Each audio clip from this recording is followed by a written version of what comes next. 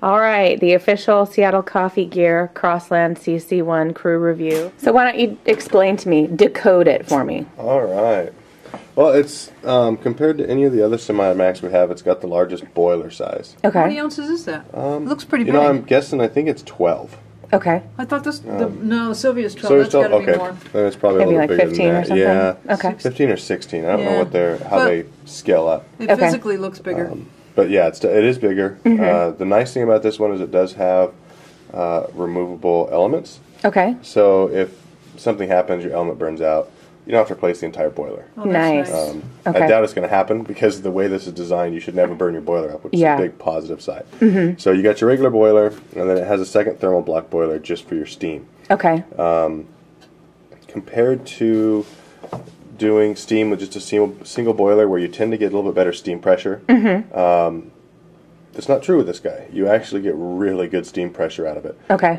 They turn the temp up on the thermal block a little bit, and the actual pumping is slowed down, so you end up getting really good steam pressure out of it. Okay. Probably, I would say, just as good as the Rancilio, if not even a little bit better almost. Simply And because it's I thought it was. And you were- I thought it was myself. I thought it was just a little bit slower, but I thought it was much better than any thermal block we have ever had or seen. Yeah, I think it's slower. It's not, the force isn't there, but the duration is there. I mean, you ran this for like 4 minutes, right? When you were testing? Yeah. Like, you were just running a bunch of steam out, whereas with the Sylvia, you couldn't do that, or any other single boiler. Okay, so so we've got the thermal block back there, so water's coming in from the reservoir. Water comes into here, Okay. and then goes into your boiler, and then any of the water that goes to your thermal block is already hot from the boiler. Okay. So it's why you can steam so well. Okay. Preheated. Because you don't have to heat water from the cold side up. Got it. It does have your three-way valve, which is what your solenoid there is for.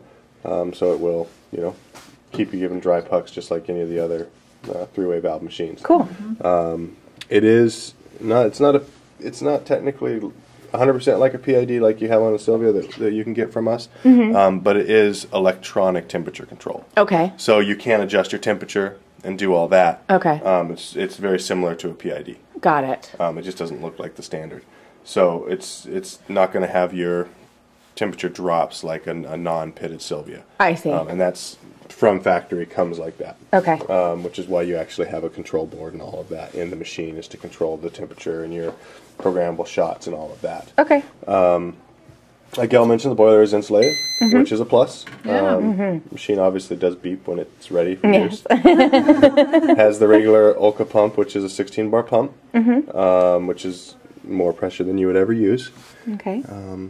Other than that, I mean, it's really a simple built machine with high-end features. Got it. So it may look a little industrial. Yes. But that's because It is industrial. She's simple to use, but really good quality. Got it. Okay.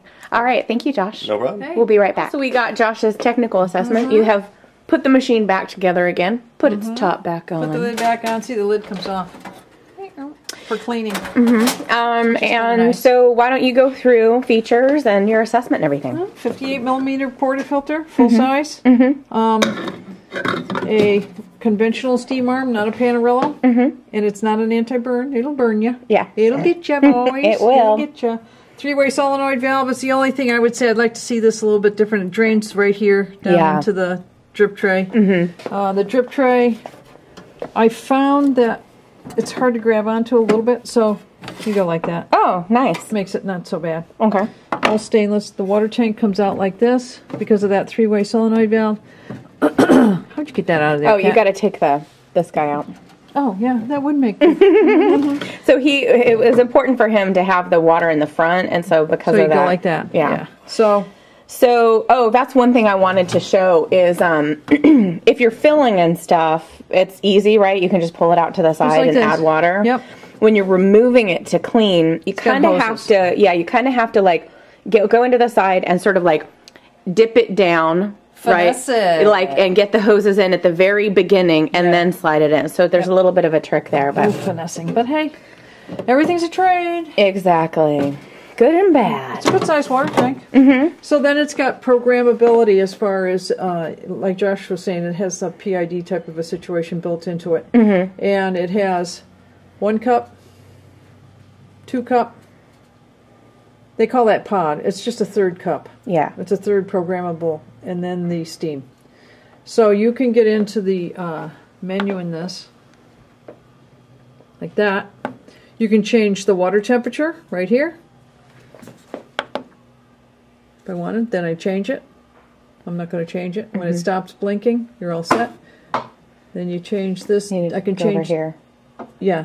Well, I went to the 2 cup. Oh, got it. Now okay. I can change the 2 cup water temperature. Got it. I can change the pre-infusion on it.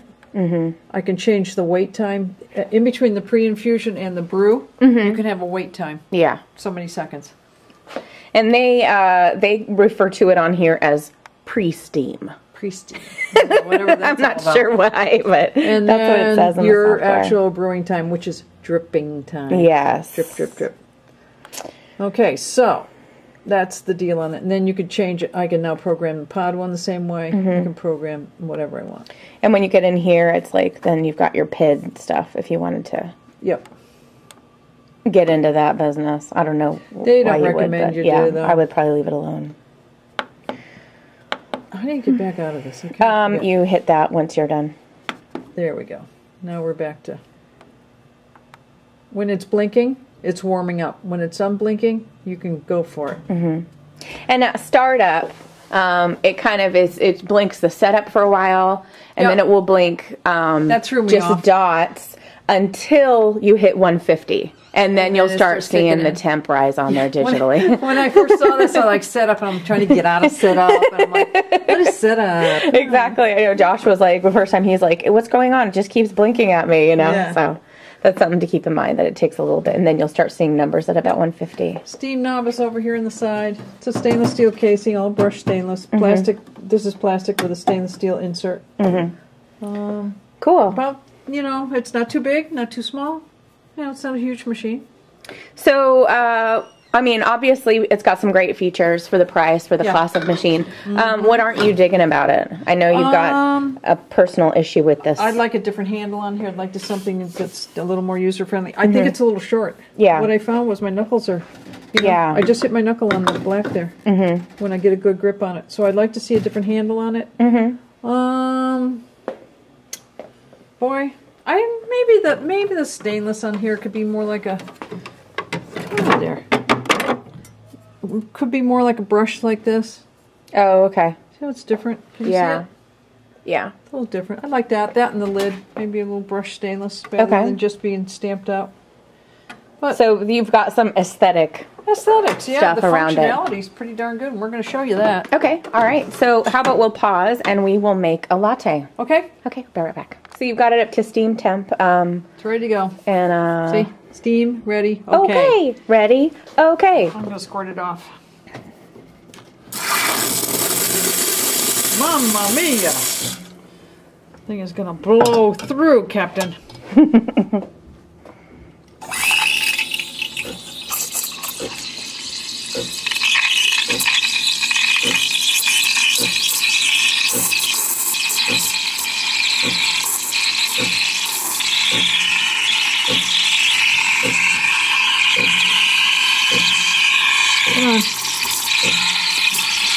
Little different technique on a thermal block. It's a little slower for me, so it's a little different. Now I'm getting it. There she goes, guys. One of our coworkers said this was the best steamer he's had because it goes a little slower and he has more control. Yeah, lets him get into it. He can't handle the big boys. No, not the power, the pure power. Although Bill was saying, because he worked on the GS3, that some people were like, I thought this would have steam power like the GS3, and I'm like, Good Lord. Yeah. Have you seen the boiler inside a GS3? Well, and for another $6,000, you can get have that. it. Yeah. Exactly. Yeah. Oh, good Lord. People are funny. I think for what it is. No, I think it's doing good. We're getting there, Captain. Boom, boom. Soldiers. Same soldiers inside this machine as in others.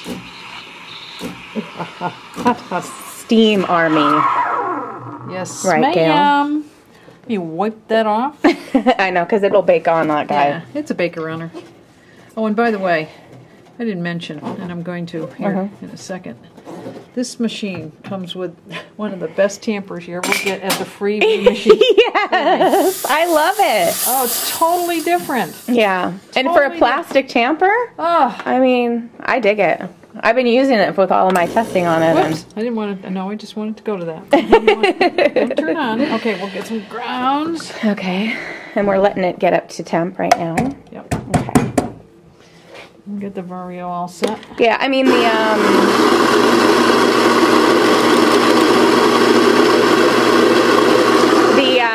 Espressos have an aluminum one, but as far as plastic tampers are concerned, oh, the tamper, yeah, this is the best of the lot. Yeah, no kidding. Oh, it's like light years ahead of the other plastic ones. Light years, folks. Light years.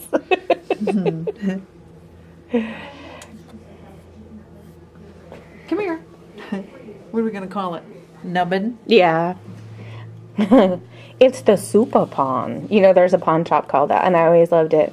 I love the idea of like having a superhero that was a super pawn, you know? Like, I will make you make me do your bidding. I am the super pawn. You got it, Gail? Yeah, it's just operator error. Let's get this milk swirling around. I want to show the consistency of the milk. It really came out nice. Look at it. Yeah.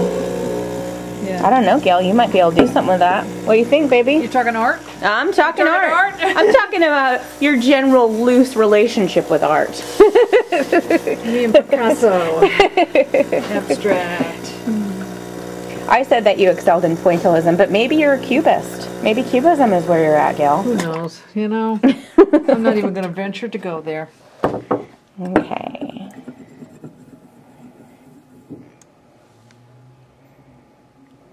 Maybe for this latte art competition we got going on, I should be using the CC1. Mm-hmm. Gail Williams. I guess I should be. There we go.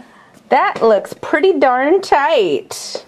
Bam! Whoa! Good job, boss. Cool. So maybe that is it. Why don't you give it a little taste-a-roo? Oh yeah. Yeah, you dig it? A little more coffee with that. Oh God, Marie. I'm just gonna put that as a subtitle every time you do it. She'll have a little more coffee in hers, folks. So that's the CC1. No, it's great. Yeah, I think as far as function, it really rocks. There's the dry puck just came out. It's a dry puck. It really rocks functionally. Yeah. We've got some sort of minor aesthetic things we would, but you know what? $700. You know Good what? and bad and the ugly. What are you gonna do? My parents said that about me when I came out. There's a couple of minor aesthetics we can work on there. I'm still working on the ones the doctors assessed on me. The Helen and Alex baby. All right. Thank you very much, Gail. All right. See ya.